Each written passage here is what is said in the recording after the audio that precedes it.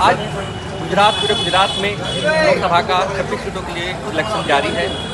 हालांकि अभी कुछ समय पहले ही रूपाला साहब ने जो विवादी बयान छत्तीसों को लेकर के दिया था, उसको लेकर के छत्तीस समाज के भी अंदर काफ़ी आक्रोश पैदा हुआ है और छत्तीस समाज ने एक निर्णय लिया है कि आज पूरा जो छत्तीस समाज है वह बीजेपी के विरोध में चुनाव करेगा। आज यहाँ पे छत्तीस समाज के शंकर सिंह वाघेला जी भी हैं। आज उनसे हम जानेंगे कि आज छत्तीस समाज के प्रति जो रूपाला ने विवादित निवेदन दिया था उसके उपलक्ष्य में आज इनकी क्या प्रतिक्रिया रही है इलेक्शन को लेकर के। हालांकि अभी पूरे गुजरात में इलेक्शन जारी है, चुनाव जारी है, इनकी प्रतिक्रिया जानते हैं। क्या सर, कैसा लग रहा है कि शू लागे से तमने आज क्षत्रिय समाजનો જે વિરોધ હતો છેલ્લા પરસોત્તમ રૂપાલા દ્વારા એ આ છેલ્લા 20 વર્ષ ત્યારે 20 મહિનાથી 2 મહિનાથી જે ચાલી રહ્યો છે એનો આખા ગુજરાતની અંદર ક્ષત્રિય સમાજ ભારતીય જનતા પાર્ટીના વિરોધમાં વોટિંગ કરે છે। જેવી રીતે આપણે રૂપાલા વિવાદી નિવેદન આપ્યું છે આખા ગુજરાતમાં એવી ચાલી રહ્યું છે, બરોબર ને? તેનું ચુનાવ ઉપર ઇલેક્શન ઉપર શું અસર પડશે? કેમ કે મોદી સાહેબ તો કહે છે કે અમે 400 પાર છીએ અને 400 પાર સીટો આવશે, પણ છત્તીસ સમાજનો આગે ના ગુજરાત જે ગઢ ગુજરાત કહેવાય એમના વિરોધ છે, તો એના વિશે શું કહેશો તમે? એના વિશે 34 અને તારીખ 4 તારીખ 6 મહિનો જો એ તમને ખબર પડશે ભારતીય જનતા પાર્ટીને તો ક્ષત્રિય સમાજના વિરોધની અંદર શું અસર થઈ ગઈ। આખું છત્તીસ સમાજ જે આખા ગુજરાતનો છત્તીસ સમાજ વિરોધમાં છે અને બધાએ બહિષ્કાર કર્યું છે કે વિપક્ષમાં આપણે વિરોધમાં ઇલેક્શન કર્યું છે। વિરોધમાં ઇલેક્શન કર્યું છે અને ભાજપના વિરોધમાં કોંગ્રેસને મજબૂત કરવા માટે ઇલેક્શન કર્યું છે। કોંગ્રેસને મજબૂત કરવા માટે અને આખો ક્ષત્રિય સમાજ આખા ગુજરાતની અંદર ક્ષત્રિયો ભાજપ વિરુદ્ધ વોટિંગ કરે છે। ભાજપ વિરુદ્ધ વોટિંગ કરી મતલબ કોંગ્રેસને લોકો વોટ આપશે। શું લાગે છે ગુજરાતમાં કોંગ્રેસનું પ્રદર્શન સારું રહેશે આ વખતે લોકસભામાં? કોંગ્રેસનું વાતાવરણ સારું થશે આ લોકસભાની અંદર એને 4 તારીખે ખબર પડશે। શું વિવાદ શું હતો? રૂપાલાનો વિવાદ હતો। જે ભારતીય જનતા પાર્ટી એક રૂપાલાને જો નથી સાચવી શકતી અને એ રૂપાલાને અમારા ક્ષત્રિયોથી મોટો સમજી જાય તો એ પરિણામ ભારતીય જનતા પાર્ટીને ભોગવવું પડશે। હું શું કહું છું, જે રૂપાલા સાહેબે વિવાદિત નિવેદન આપ્યા પછી માફી પણ માંગી છત્રીસ સમાજ જોડે, પણ છત્રીસ સમાજ કેમ એમને માફ નથી કરી? લાફો મારીને મલમ ના લગાવાય, માથું કાપીને પાઘડી ના પહેરાવાય, આવું ક્યારેય ના ચાલે। અને જ્યારે રૂપાલા એવું કહેતા હતા કે ક્ષત્રિય સમાજની અંદર મેં માફી 3 વખત માગી અને ક્ષત્રિય સમાજ મારી ભૂલના હિસાબે ભારતીય જનતા પાર્ટીને સુકા હેરાન કરે છે। મોદી સાહેબે શું બગાડ્યું, ભાજપે શું બગાડ્યું, તો તમને એટલી ભાજપની ચિંતા હતી અને મોદી સાહેબની ચિંતા હતી તો તમારા ફોર્મ રદ કરી દો, પાછું ખેંચવું હતું, કેમ ના ખેંચવું જો ભાજપની તમને ચિંતા હતી તો?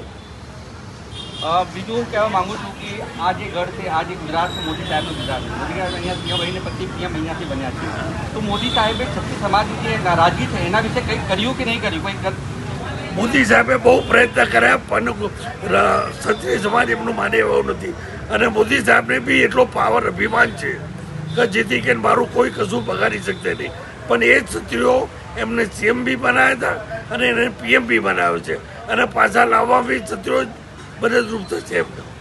શું લાગે છે આ વખતે બીજેપીની કેટલી સીટો આવશે? જે 405નો નારો કરે છે એ શક્ય છે, પોસિબલ છે? ભારતીય જનતા બીજેપીની સરકાર બનતી નથી, કોંગ્રેસની સરકાર બને છે, એ હવે ખબર પડશે। 400 પાર તો વાત નહીં પણ 200 પાર બી નહીં થઈ શકે ભારતીય જનતા પાર્ટી સીટો। जैसे कि છેલ્લા બે મહિનાથી આપણે જે છત્રીસ સમાજે ભાજપના વિરોધમાં આજે પ્રદર્શન કરી રહ્યો છે, તો આજે આખા ગુજરાતમાં લોકસભાનું ચુનાવ ઇલેક્શન જારી છે, તો શું પ્રક્રિયા છે આપણે છત્રીસ સમાજની અને કેવી રીતે ઇલેક્શન વોટિંગ કરી રહ્યા છે? ક્ષત્રિય સમાજ છેલ્લા 2 મહિનાથી આ રૂપાલાજીના નિવેદન બાબતે આખો સમાજ વિરોધમાં છે। એમને નારી અસ્મિતા ઉપર એવી અભદ્ર ટિપ્પણી કરી હતી જે અમારો સમાજ સાંખી લે એવું હતું નહીં। પહેલાં અમે તમામ આંદોલન એ રીતે ચલાવ્યું છે કે કોઈ જગ્યાએ કાંકરી ચાળો કે કોઈ જગ્યાએ કોઈને નુકસાન થાય એ રીતે અમે કોઈ કર્યું નથી। આટલું મોટું આયોજન ધંધોકામાં થયું, રાજકોટમાં થયું, પણ તમે જોશો કે કોઈને પણ કોઈ જાતનું નુકસાન અમે પહોંચાડ્યું નહીં, ઉપરથી સાથ સહકાર આપ્યો છે। આટલું શાંતિપ્રિય આંદોલન કર્યું। અમે સરકારને એ જ મેસેજ આપવા માંગીએ છીએ કે અમે આ જે આંદોલન કર્યું હતું એ અમારો વિરોધ છે અને વિરોધ કરવા માટે આ લોકશાહીમાં વિરોધ અમારો હક છે અને અમે અમારી એક જ માંગણી હતી કે એમની ટિકિટ રદ કરો, બરાબર, પણ એમને રદ ના કરી. એથી અમારો સમાજ આખો આજે ભાજપ વિરુદ્ધ મતદાન કરી રહ્યો છે, રૂપાલા વિરુદ્ધ મતદાન કરી રહ્યો છે. આ એમની જે એક ટિકિટ રદ ના ભવિષ્યમાં પણ હજી પણ એમને કદાચ કોઈ પદ, રાજકીય પદ, મોટું પદ આપવામાં આવશે તો અમારો આ વિરોધ એમના ઉપર યથાવત જ રહેવાનો છે. અને આવનારી તાલુકા પંચાયત, જિલ્લા પંચાયતમાં અમે આ વસ્તુ ભૂલવાના નથી. આ વસ્તુ ચાલુ જ રહેશે. એમને એવું લાગતું હોય કે આ લોકસભા છે એટલી અસર થશે નહીં. અસર લોકસભામાં થશે, તાલુકા પંચાયતમાં થશે, જિલ્લા પંચાયતમાં થશે. કેટલી સીટો એમની જશે એ જુએ. અમે એમ કહેવા માંગીએ છીએ અત્યાર સુધીનું અમારું આંદોલન રૂપાલાજી વિરુદ્ધ જ હતું, પણ હવે ભાજપ વિરુદ્ધ છે. કેમ બીજેપી રૂપાલા સાહેબને એટલું મહત્વ આપી રહી છે? ક્ષત્રિય સમાજ એક તરફ થઈ ગયું છે ને રૂપાલા એકલા, બરોબર, તો પણ બીજેપી રૂપાલાને મહત્વ આપી રહી છે, શું કહી શકું? અમે એ જ વિચારમાં છે કેમ કે રૂપાલામાં અમને ભાજપને એક વ્યક્તિ મહત્વનો લાગે છે એક સમાજ કરતા, તો જ આ વસ્તુ થાય. એ ટિકિટ પાછી ના લીધી એમની, એટલે એમને એક સમાજ કરતા વ્યક્તિને વધારે મહત્વ આપી દીધું એમને, કે હવે એમને અમારા સમાજની જરૂર નથી, અમને એવું લાગે છે. આજે આ કેટલા મોટા સમાજ, ગુજરાતમાં 75 લાખની અમારી વસ્તી છે, ભારતભરમાં 22 કરોડની વસ્તી છે, 10 રાજ્યોમાં અમારી સારી એવી સંખ્યા છે, જેને અમે મતદાનમાં, જો અમે મતમાં પરિવર્તન કરીએ તો એમની ઘણી બધી સીટો ના આવે તો પણ અમારા સમાજની અવગણના કરવામાં આવી છે. આ અમે સાંખી લેવાના છે નહીં. હજી આ લોકસભા છે, આજે બી અમારું આખા ગુજરાતમાં એમના વિરોધમાં મતદાન, ભાજપ વિરોધમાં મતદાન થઈ રહ્યું છે અને ભવિષ્યમાં બી આ જ અમારી રણનીતિ રહેશે. પણ અમારું આંદોલન જે શાંતિપ્રિય રીતે, જે રીતે લોકશાહીમાં થતું હોય એ રીતે જ થઈ રહ્યું છે અને એ રીતે જ ચાલશે. આખા ગુજરાતમાં ક્ષત્રિય સમાજનો વિરોધ થવા છતાં પણ મોદી સાહેબે કહે છે કે અમારી સીટો તો 400 પાર આવશે. શું લાગે છે ગુજરાતમાં કેવું માહોલ છે? ગુજરાતના માહોલ પ્રમાણે અમારી, હું સ્પષ્ટ કહું, 7 થી 8 સીટો એમની જાય છે, જેમાં અમારી સંખ્યા આણંદ, ખેડા, જામનગર, ભાવનગર, રાજકોટ, એમાં અમારી સંખ્યા 1.5 લાખ પ્લસ છે. અને આણંદ અને ખેડામાં તો 8 લાખની પ્લસ અમારી ક્ષત્રિયોની સંખ્યા છે. એટલે આ બધી સીટો એમની જવાની જ છે અને અમારો સમાજ તો ભાજપ વિરુદ્ધ મતદાન કરશે. તે સિવાય અન્ય સમાજો પણ અમારી સાથે છે. આજ અન્ય સમાજ બી અમે જે વિરોધ કરી રહ્યા છે એના સામે કંઈ એ લોકોએ એમનો વિરોધ દર્શાવ્યો નથી. ઉપરથી એ ચૂપ રહ્યા છે, મૌન રહ્યા છે, અને એ મૌન મતદાનમાં પરિવર્તન થવાનું છે અને બધું મતદાન ભાજપ વિરોધી જ જવાનું છે. એ પરિણામ તમને જોવા મળશે. 400 પારની ભલે એ વાતો કરતા, એ તો વાતો 5 લાખની લીડની એ કરતા હતા. શરૂઆતમાં જેવું પ્રચાર કરવા નીકળ્યા તો એવું કહેતા હતા કે દરેક સીટ અમારી 26 5 લાખની વધારની સીટની. છેલ્લા 15 દિવસથી 5 લાખ જ ભૂલી ગયા છે. હવે તો પાટીલ સાહેબ કહેતા હતા કે આપણે દરેક જગ્યાએ 5 લાખની લીસ્ટથી આપણે, હા, શું અત્યારે ચાલુ છે? અત્યારે તો એમને એવું છે કે જીતીએ તો જ બહુ છે બધી સીટો.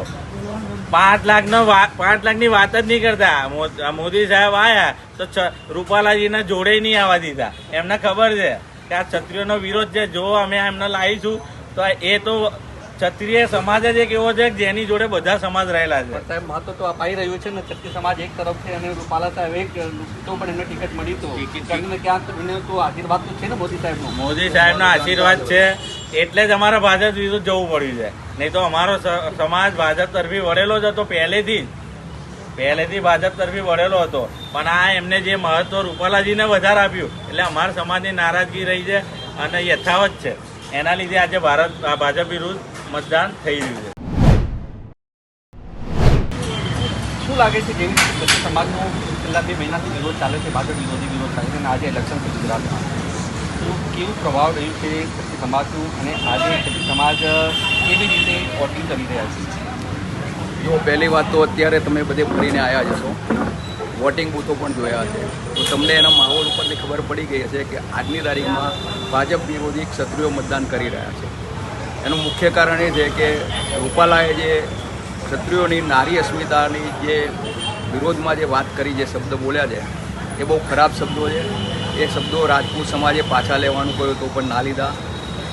ઇવન રાજપૂત સમાજે એમને એવું કહ્યું કે જાહેરમાં તમે ભલે માફી માગી પણ તમે ટિકિટ પાછી ખેંચી લો તો અમને કશો વાંધો નથી. ભાજપે પણ ટિકિટ પાછી ના આપી, એમણે પણ ટિકિટ પાછી ના ખેંચી.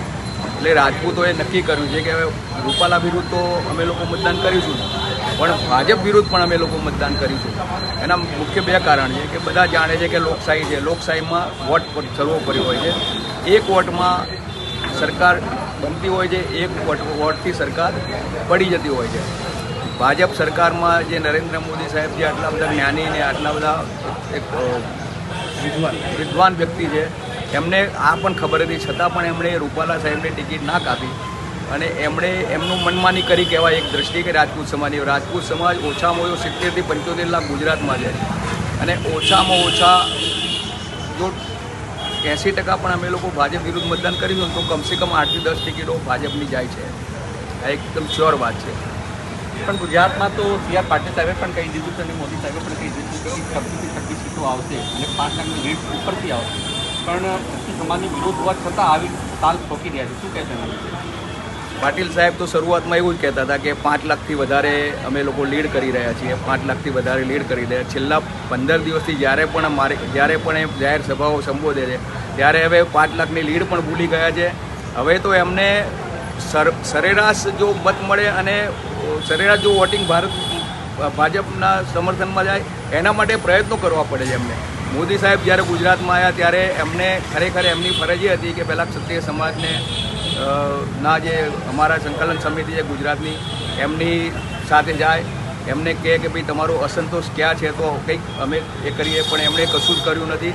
માટે ક્ષત્રિય સમાજે સંપૂર્ણ ટેકો ભાજપને આપ્યો જ નથી. ભાજપ વિરુદ્ધમાં જ દરેક સમાજના દરેક વ્યક્તિઓને જાહેરમાં ગુજરાત સંકલન સમિતિએ અમે નક્કી કર્યું છે કે ગુજરાતના દરેક ક્ષત્રિય 18 વર્ષથી મોટા અને 100 વર્ષથી સુધીના દરેકનો વોટ ફક્ત ને ફક્ત ભાજપ વિરુદ્ધમાં જ પડશે.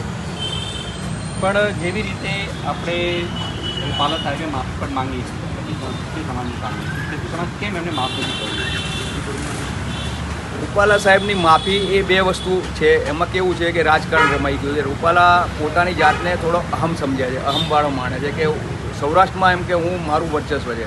બીજી વાત એ છે કે અંદર ખાને તમને એકદમ સ્પષ્ટ વાત કીધું, રૂપાલાના મનમાં એવું જ હતું કે હવે પછીનો ભવિષ્યનો CM હું પોતે છું.